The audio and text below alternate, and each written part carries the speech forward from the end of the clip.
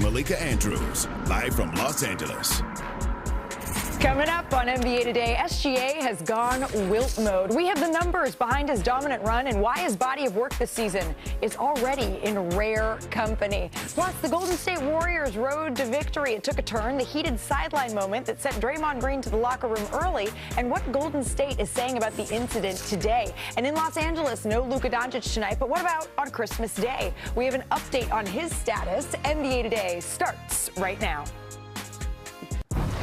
Welcome to NBA Today, where we begin our show in the Bay Area, where it seems that no one can just take a self-appointed timeout in peace anymore. The Warriors taking on the Magic here in this one. Mark Spears, Ramona Shelburne alongside me. Let's pick this up late in the second quarter. Warriors up by 1. Paolo Banchero nearly turns it over, but Mark, he gets this drive to go. I'm glad he's back healthy and playing great basketball again. Banchero misses the 3 there. Curry corrals the rebound, throws it ahead to Jimmy Butler. Jimmy, good teammate, passes to Draymond. Draymond, the volleyball pass back to Jimmy Butler. Butler had 16 points in the first half, so the Warriors up 1 going into halftime. But Ramona, here is where the drama happens. This is where Draymond Green, he commits the turnover, and then Tyus Jones, he gets fouled by Quentin Post after the steal. Draymond, it looks like he's saying call the foul. I'm not sure what foul he's talking about, but the Magic up 3 after the free throw. And then next possession here, same score, Anthony Black gets the layup to go. And Green still visibly frustrated here. So Steve Kerr has to call a timeout. Green is still having a conversation with the referees. And then during the timeout, this is the moment that everyone's paying attention to. A really heated exchange between Kerr and Green. They're arguing. Green has to leave and go back to the locker room. He stayed there for the remainder of the third quarter. He returned prior to the fourth quarter, but he didn't re-enter the game here. There is still some game to be played for the Golden State Warriors. Back to that in a moment. Gary Payton finds Curry, knocks down the 3. Well, and they've had problems closing games Look at out, that, and I damn. thought that was, I know, that's a new one. Yeah, a little boogie for Curry there. Oh, that's new. Banchero turns it over. Steph throws the alley-oop to Payton for the dunk, and Curry, he is loving it. Steph is feeling it at this point. Warriors up by 14. Steph Curry from deep. You know he's going to nail that 3. He finished with 26 points. Let's go back to that exchange between Kerr and Green. Temper spilled over, and I just thought it was best that I got out of there. I don't think there was a situation where it was going to get better. So it was just best to remove myself, you know. That's it. You know, we've been at this now for a long time, you know. So sometimes you with people for a long time, there's a level of comfort, and it happens. We move forward. We had it out a little bit, and you know, he made his decision to go back to the locker room to cool off, and that's all I'm going to say about it. It's everything is private, and yeah, I got nothing further to add. Would you? I mean, he didn't play the last 20 minutes. Would you have gone back to? No, he wasn't going back in. All right, so Ramona, Steve is saying that tempers flared here, and he's going to leave it at that. But this is what reporters are for, to fill in those gaps here. And you were just speaking with Draymond Green. Yeah, I mean, Draymond essentially said, I've been in those situations with Steve before. Right. And they've gone so far to the left that it's hard to come back from. And he's been in so many of these. He just said, you know, it was best for everybody that before things go too far south, I'm going to remove myself from a situation that's not going to cool down. And so he took himself out of the game, went back to the locker room. And now, from what I understand, he also spoke to General Manager Mike Dunleavy Jr. there after the game. They cleared the air. Draymond wanted to talk to the media afterwards. And so I don't expect there to be any further discipline coming in this situation. You know, I think every team needs an Anthony Vereen. If you look, he left the second row of the bench, walked around, got Draymond, and walked around with him to the bench and then to the locker room. It's kind of the Draymond whisperer. Mike Brown, as you know, used to be that guy that kind of calmed things down. And other players came in the locker room, but I think it was important for Vereen to de-escalate the situation, be the person that Draymond could yell at instead of yelling at Steve.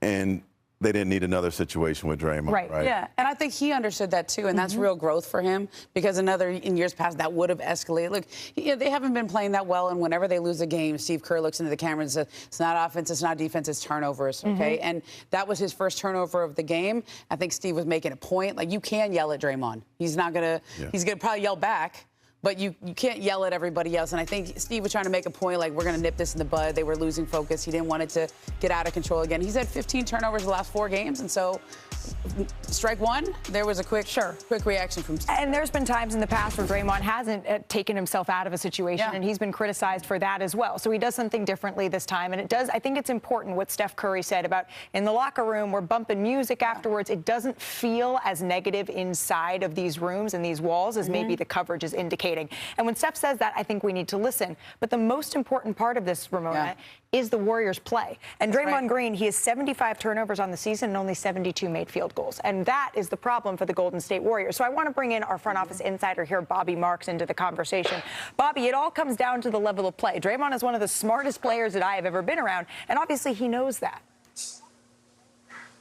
Well, you're right. I mean, I think when you look at what Draymond has done in the past, and certainly what he has done this year here, no offense, Malika, they've been a better team the last 2 games when he was thrown out of that Phoenix game and last night in Orlando here, getting those 2 wins in a row.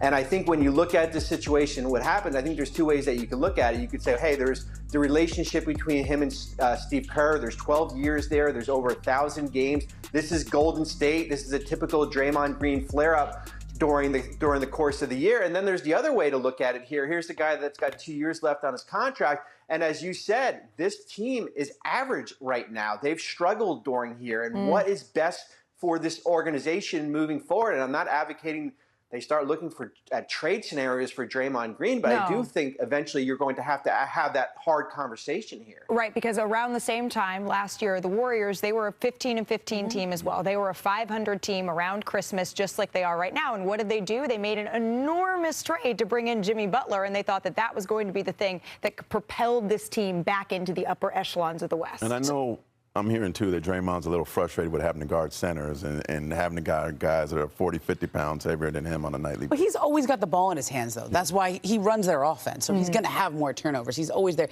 They just don't have the same margin for error that they have had. Absolutely, particularly when you're looking at the Thunder at the top of the Western Conference. Because remember when Shai Gilgeous-Alexander said that his whole life is consistent? That was so smooth. And so is this. On Monday, he recorded his 100th straight 20-point game. He joined Wilt Chamberlain as the only players in NBA history to reach that mark, and here is how he did it. The Thunder in action against the Memphis Grizzlies here. Remember, no John Morant as he's dealing with that ankle injury. Shai gets in the lane, hits that smooth little floater, fall into the ground mark as well. I mean, he's just special. He is. We're running out of words for it. Gilgeous-Alexander walks into that straight-on 3. That's something that's been a point of improvement for him this year. Feeling it early here. But then Jalen Williams, a highlight of the night, snatches it down on Christian Koloko. Another look at that one. Taking the screws out the rim. Koloko just got there, and he was and look at his twin, Jalen Williams. Oh, my gosh. Hide your young ones from something like that. And then ring the bell. Got to have more cowbell. It's closing time. It was the closing moments for SGA here. Step back 3 on the right wing. Gets that one to go. And then a few minutes later, he said, all right, why don't we try another one here, Ramona? I mean, just that. Like, has he been watching James Harden videos? I don't know who he was watching for this next move. Because check this out, Mark. Gilgeous-Alexander, he picks up his dribble. Oh, my gosh. Pivot.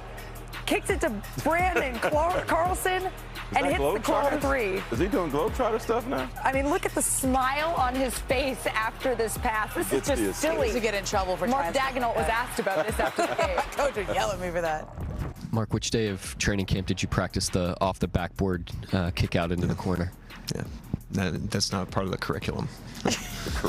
Really? I thought it was day 3 of the curriculum. This is just Shai doing what Shai does, creating some space, hits the jumper from the free throw line. He finished with a cool 31, 10, and 8. Let's take a listen to Shea Butter after the game. My teammates let me shoot whatever shots I want to out there. The coaching staff trust me, and I put in work to get better each and every day. Look up and accomplish a few things. We still got to get better in the half court, still got to make steps. We weren't our best tonight. We did enough to win, but we still got to get better. So let's talk about Shai, because he leads the NBA in 30-point games this season. He has 22 of them so far, and that is tied for the most by any player before Christmas since the merger. And we've talked about areas of improvement for Shai, and three-point shooting, it was certainly one of them. But he's put in the work this offseason, and it shows. I feel like I should maybe whisper when I say this because it's kind of a nightmare before Christmas for the rest of the league. Yep. SGA is making a career best 44% of his threes. Wow.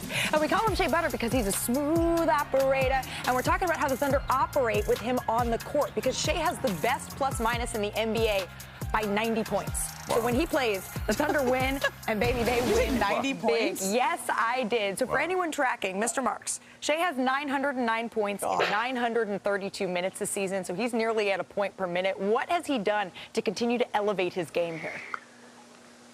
Well, you didn't mention the two numbers there, Malika. Oh, no. He's shooting 58% and 52% in December. 52% from three in the month of December. Wow. How about that?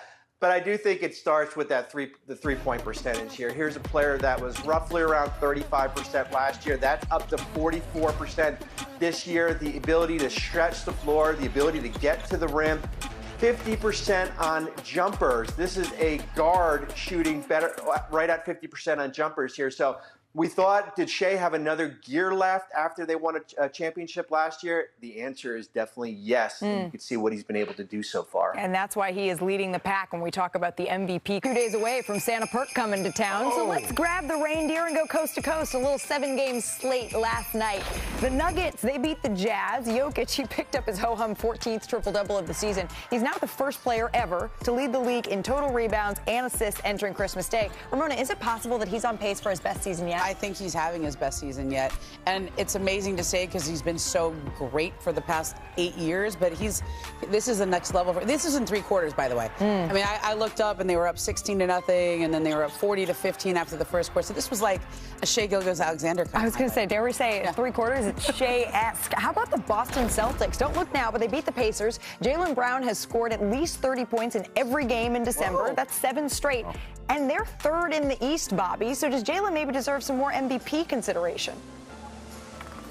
He should. I had him in the top 5 in the latest Tim Bontemps straw poll here. So I'm giving love to Jaylen Brown. 31, 50, and 40 in his last 10 games, the 3rd best record in the Eastern Conference. Yeah, the Celtics surprising some people. And you know who else has been a surprise recently in a good way? Hey. The Pelicans. Yeah. They have won 5 in a row after beating the Mavs yesterday. Zion excelling off the bench. Derek Queen is slaying all rookies. Total rebounds and assists, he leads them. So, Mark, what is the most impressive thing about this streak? What a difference it makes when Zion plays. When Zion plays, they win. And guess what the Pelicans did? They grabbed their blanket, they grabbed their pillow, and they're out of the Western Conference basement now, making cafe au lait in the kitchen. I was going to say king cake, but maybe that's a little too early. All right, too early for king cake. Did nail the throw in the animated version there for Jared Allen. But a lot there. Always a great installment of your diary series, Mark, because players, they're so vulnerable and they reveal so much. And Donovan said it very plainly. He said, quote, "We're not a playoff team right now." Did you get the sense from talking to him that he believes that they can and will be? Yeah, he thinks, I think this Christmas game is something great for him. He's acknowledging their injuries, but he feels like they're better than that. One thing you got to remember about this team, they had no adversity the whole season last year. Right. And then it hit them in the postseason. Now they're hoping that this adversity that they're having, they could flip it and turn it into something special. Yeah, I mean, I feel like every time I look up, somebody's out for 2 to 3 weeks on that team, and it's hard to find a consistency. But the fact that they got Garland out there hitting threes, and he's, you know, we're not talking about the turf toe every game. I know he's still dealing with some of that, but they don't even have Evan Mobley right now. Sure, and the fact of the matter is, Allen, Mobley, Garland, Mitchell, they've only played, their big 4 has played 4 games, and if you add Max Strus into that, they played a total of 0. So aside from health here, Bobby, and I want to acknowledge that is a huge factor here, but time is also a factor for the Cavaliers. What needs to happen for them moving forward? Yeah, you're right. I mean, listen, they're facing the biggest luxury tax penalty in franchise history. They're the only team in the second apron. And you guys know what happens when you don't get to an NBA championship and you're in the second apron. Your roster basically deconstructs the next offseason here. But Mark hit it right on the head. I think them going through adversity is the best thing because let's face it, they folded in that Indiana series after basically cruising to the number 1 seed. But they've got to get They've got to get Evan Mobley back. They got to get Max Strus back. Malika, 9 different starting lineups of this group in the last 15 games, 6-9. And as Donovan said, they got to find that identity. The identity is on the defensive end, bottom 10 in the league right now. And they have to find that consistency, because the question is, can they be healthy in April and be a top 6 team? Because this is the team that won 64 games last year, and ultimately it didn't matter. But we know that Donovan Mitchell is a winner. He has never missed the playoffs in his career. We got a lot to get to here on NBA Today, including Chet versus Victor Wembanyama. Already maybe one of the best young rivalries in the league, right? We have a live update on their status before tonight's matchup. And speaking of rivalries, Mr. Spears, tonight we get LeBron and Dylan the Villain back at it again. Their last meeting, it involved 3 checks. We got an ejection, too. So, Day, presented by Sky Rizzy. do you consider yourself and Victor Wembanyama a rivalry in the league? Oh, Wemby! This is starting to get really spicy underneath. Little bully ball. You're asking the wrong person. Fires. It drops. Too easy. 100 to the rack. Some people are built for these moments, some aren't. Don't take that and run with it in the wrong way, media. So the Thunder and Spurs, they play each other twice in the next 3 days, and that means we get a little bit more fodder for one of the most entertaining young rivalries, even if they don't call it that. Now, the numbers. Victor's having a career year in scoring and rebounds, but his defense, out of this world, averaging a league-best 3.3 blocks a night. As for Chet, he's putting up career numbers offensively, and he's doing it efficiently.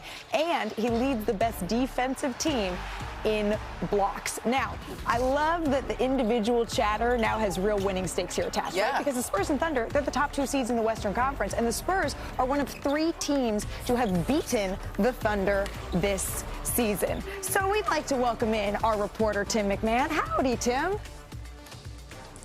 Howdy, Malika. See, that always makes my day. All right, the Spurs, they have been a little bit cautious with Victor coming off of the bench here in his last 5 games. He is questionable for this one tonight. What more can you tell us? Yeah, like you said, they've been erring on the side of caution with him. That's why he's coming off the bench. Basically, they said, would you rather start or would you rather finish? He wants to finish games. Whether he plays tonight, still up in the air. What I can tell you is that he was a full participant in this morning's shoot-around, which I think you have to consider as a good sign, but they still have him listed as questionable as of now. Okay, and it's for that injury management, right? Managing that calf strain that kept him out for so long. On the other side of this, I'm looking at the Thunder, and they started Brandon Carlson as their center against the Grizzlies in the last game. Will we see Chet Holmgren back in the lineup for OKC? We will see both of the Thunder 7-footers. Isaiah Hartenstein also managing the calf injury, sat out last night. So did Chet Holmgren. Now, Hartenstein was on the bench. Holmgren met the team at the plane, sat in the back so he wouldn't get his teammates sick. He's under the weather. He's fighting through this. But look, this is a competitor. He wants to play against the Spurs. He wants to play against his rival, non-rival, whatever they want to call it, Victor Wembanyama. I don't think this will be the first time that they have a conversation, because Wemby probably does want to stay as far away from Chet as possible, but you will see Chet Holmgren alongside Isaiah Hartenstein in the OKC starting lineup tonight. Okay, yes, Chet, yes, Isaiah Hartenstein. We're waiting on Victor Wembanyama, but we know if it's up to him, he is going to give it a go, because he is a competitor. I'm excited. So after the Thunder, the top of the Western Conference is, as Stephen A. would say, I am having a very bad day. No, he wouldn't say that. He would say it's fluid. It's fluid because the Spurs, the Nuggets, the Lakers are separated by a game and a half. And the Lakers, they have an uphill battle to try to bite into that lead, because Luka Doncic, he's not going to play tonight against the Suns after suffering what the Lakers are calling a lower left leg contusion against the Clippers. That was on Saturday, but it will be the 7th game missed by Doncic this season, who's leading the league in scoring at just over 34 points a game. So, with more on Luka and the Lakers, we welcome in our senior writer, Dave McMenamin. Dave, no Luka tonight, but I'm a little worried about Christmas Day. When do the Lakers anticipate Doncic returning to the floor here? Malika, J.J. Redick said they're hopeful that Doncic would be able to give it a go. Right now, he's terming it as day-to-day. Now, the good news is that it's a calf contusion and not a calf strain. Obviously, when he was traded from Dallas to the Lakers last year, he was dealing with the calf strain. He missed some time earlier this season with a lower left leg injury. They're saying this is just a bruise, and so they're going to be working on some sort of wrap or perhaps padding that Luka can wear on the leg to protect from things like the knee that he took from Bogdanovic in the Clippers game moving forward. But there's still a possibility, a very real possibility, that he feels good enough to go Thursday against the Rockets. Okay, here's hoping that he's going to be able to give it a go here on Christmas Day. But it's not just Luka. The Lakers are missing nearly 62 points a game from their lineup, with Austin Reeves having missed his last 3 games. He's also dealing with a calf issue, but his is a calf strain. What's his status heading into tonight's game? Well, early Christmas gift for Lakers fans. There will be Austin Reeves back in the lineup against the Suns after missing the last 3 games. You mentioned, Malika. They termed it a mild calf strain. Every basketball fan has been paying attention to the league, particularly last year's playoffs. They hear calf strain, they say, oh no, Achilles. The Lakers just wanted to be cautious about the discomfort that Austin was feeling. He's ramped himself up in practice over the last several days, so he'll be in the lineup. You're also going to get DeAndre Ayton back in the lineup against the Suns, playing his former team. He missed the last 2 games with some soreness in his left elbow. Okay, a little help is on the way here for Los Angeles. Dave, thank you so very much. And that brings us to today's thread post from our favorite big man, Big Perk. He weighed in. He said, Lakers Suns,